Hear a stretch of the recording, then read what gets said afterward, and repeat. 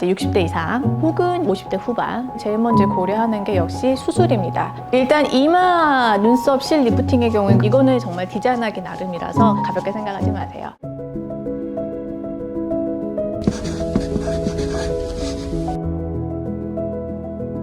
안녕하세요. 피부 한 끗 차이 조원진 원장입니다. 반갑습니다. 오랜만에 유튜브 촬영하십니다.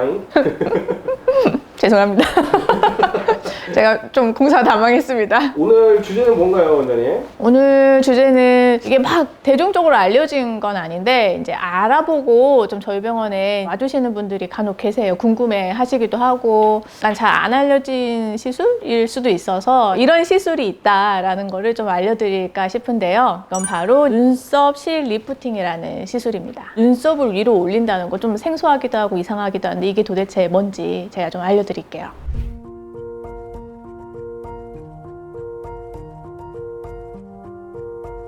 눈썹 리프팅이 정확히 뭔가요? 눈썹에다 하는 리프팅인가요? 그쵸, 맞아요. 눈꺼풀을 들어 올려서 눈매가 선명하고 눈이 깜빡깜빡 시원하게 떠지면서 기능적으로도 좋아지고 심미적으로도 좋아지게 하는 그런 눈꺼풀 리프팅 시술이라고 생각하시면 될 것 같아요. 방법은 여러 가지 방법들로 이루어져 있어요. 근데 그 중에서 오늘은 실로 넣어서 당겨서 고정시켜주는 무서운 실 리프팅 방법에 대해서 제가 안내를 해드리려고 합니다. 이 눈썹 리프팅 같은 경우는 이제 어떤 사람들이 첫 번째로 이제 그걸 궁금해 하시는 분들은 눈꺼풀이 나이가 들면서 처지면서 안구를 덮는 거예요. 그렇게 되면 눈을 선명하게 뜨기도 어렵고 눈가가 자꾸 짓무르기도 하고 시야도 좀 답답해지고 인상도 축 처져서 많이 나이 들어 보이게 되죠. 그래서 이런 경우에 제일 먼저 고려하는 게 역시 수술입니다. 수술로 살을 결제를 해서 쌍꺼풀을 만들거나 아니면 당겨 올리거나 이런 수술들을 고민을 하게 되는데 일단 이제 수술을 생각을 먼저 하셨다가 드는 생각은 수술하고 나면 다 눈이 부리부리하고 뭔가 인상이 확 변하고 얼굴이 이상해지던데 그게 너무 무섭다. 1번. 두 번째는 수술을 할 시간과 회복 기간 이거를 감내할 상황이 아니다.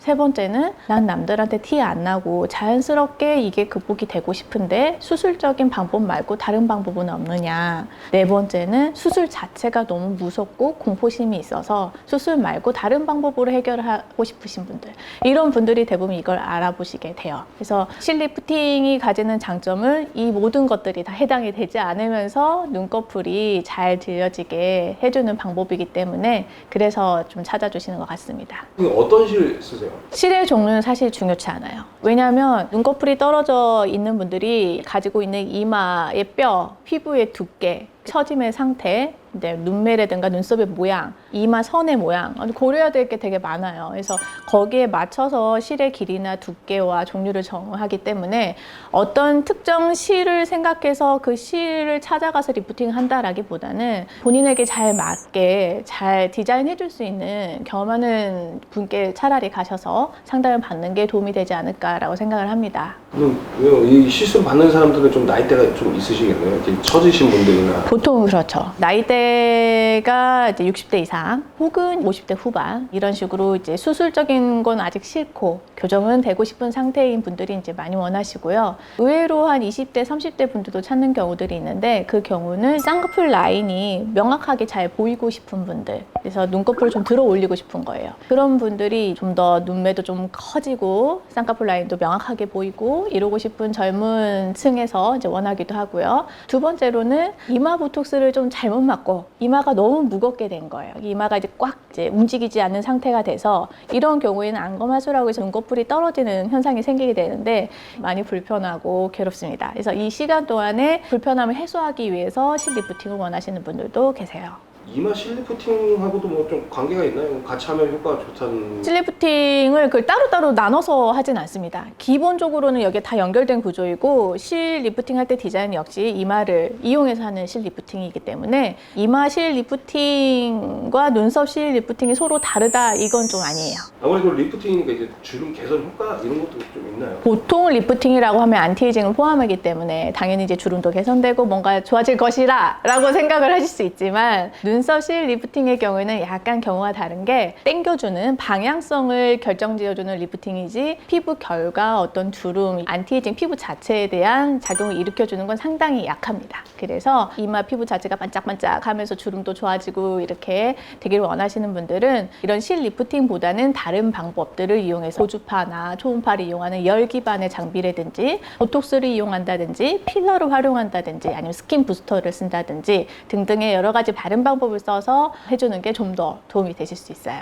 눈썹 거상술하고 좀 가장 큰 차이점이 있나요? 가장 큰 차이점은 당연히 피부를 절제하지 않고 마취 없이 간단하게 해줄 수 있는 시술이라는 점이죠. 실 리프팅 효과를 이제 최대한 오래 유지할 수 있는 방법. 제일 좋은 방법은 움직임을 가장 적게 해주는 거예요. 왜냐하면 이제 많이 움직여지고 자극을 주다 보면 당연히 실에 고정되어 있는 힘이 약해지기 때문에 그런 부분들을 최소화시키기 위해서는 움직임을 좀 약화시켜주는 그런 걸 도와주기 위해서 보톡스를 보통 같이 하게 됩니다. 혹시 눈이 안 감기는 뭐 그런 뭐 부작용 같은 게 있을까요? 말 그대로 시술이에요. 강력한 어떤 리프팅력이 있고 이런 건 아닌데 현재 상황보다는 조금 더 개선돼서 편하고 예쁘게 생활할 수 있는 정도의 수준, 그 정도까지만 생각하시면 될 것 같아요. 통증이 심하지 않나요? 생각보다 괜찮습니다. 시술도 빨리 끝나고요. 막상 시술 자체가 많이 불편하고 고통스럽고 이렇지는 않거든요. 회복 기간도 좀 궁금해요. 회복 기간을 시술 후에 붓기랑 멍 이런 부분 자체에 대한 회복은 그래도 일주일은 잡으셔야 되고요. 일주일이 지나더라도 이 시술 부위, 이마 전체적으로는 약간 뭉근하게 통증이 계속 있을 수 있으세요. 전반적으로 좀 편해지면서 아예 통증 자체가 없어지는 시간까지는 사실 3, 4주 이상을 봅니다. 실 리프팅 말고 눈썹 리프팅 효과가 있는 뭐 다른 시술도 좀 있나요? 그나마 수술 말고 시술 중에서는 실이 가장 강력하고요. 그 외적인 걸로는 피부가 좀 탄력도가 증가해서 리프트할 수 있는 이제 초음파를 활용하거나 고주파로 펴주거나 이런 시술들이 도움이 될 수 있으세요. 꼬리만 쳐졌을 때 눈꼬리만 올릴 수도 있나요? 실리프팅의 장점이 얼굴에 맞춤형으로 시술할 수 있다는 건데요. 예를 들어서 눈매가 말씀하신 대로 눈꼬리만 쳐져서 여기만 살짝 올리고 싶어요. 당연히 모양 잡을 수 있고요. 전반적으로도 올릴 수 있고 이거는 정말 디자인하기 나름이라서 그런 부분이 상당히 장점이 될 수 있을 것 같습니다. 이렇게 당기다 보면 눈꼬리가 쫙 올라가기도 하고 단점?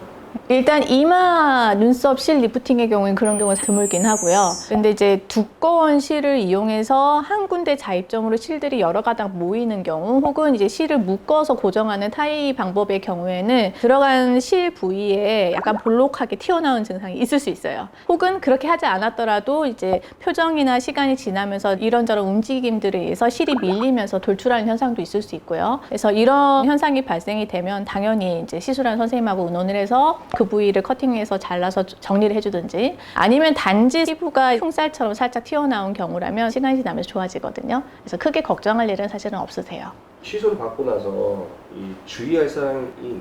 실 리프팅을 하는 경우에 생길 수 있는 공통적인 주의사항인데 첫 번째 당연히 감염에 주의를 해야 되겠죠. 실이 뚫고 지나간 피부의 오프닝은 최대한 물이 닿거나 이제 이물질이 닿지 않도록 깨끗하게 잘 관리를 해주셔야 되고 약도 잘 드셔야지 되고요. 두 번째로는 실이 잘 고정돼서 예쁘게 잘 자리를 잡으면 좋겠지만 사람에 따라서는 그 실이 들어간 길을 따라서 쭉 내려오거나 피부 돌출이 있을 수 있어요. 그런 경우에는 절대 손대지 말고 2차 감염을 예방하기 위해서 그냥 빨간 약만 바르고 바로 병원에 내원을 해주셔서 적절하게 처리를 받는 것이 중요하고요. 집에서 손톱깎이로 자르거나 아니면 핀셋으로 잡거나 가위로 자르고 그런 거 절대 안 됩니다. 그런 현상이 있으면 바로 병원으로 오셔야 돼요. 가볍게 생각하지 마세요. 세 번째로는 아무래도 이제 안에서 억지로 피부를 잡아당겨서 고정을 해놨기 때문에 어느 정도 통증이 있을 수 있거든요. 움직일 때마다 아프고 가만히 있을 땐 괜찮은데 또 특정 시간마다 따끔따끔할 수도 있고 여러 가지 이제 불편함이 있을 수 있는데 이거는 시간 지나면서 좋아져요. 오늘은 수술 없이 눈매가 시원하게 이제 떠질 수 있는 눈썹 실 리프팅에 대해서 제가 안내를 해드려봤습니다. 이런 시술도 있다는 거 좀 알려드리고 싶었고요. 지금까지 내용이 도움이 되셨으면 좋겠습니다. 즐거운 하루 보내세요. 안녕.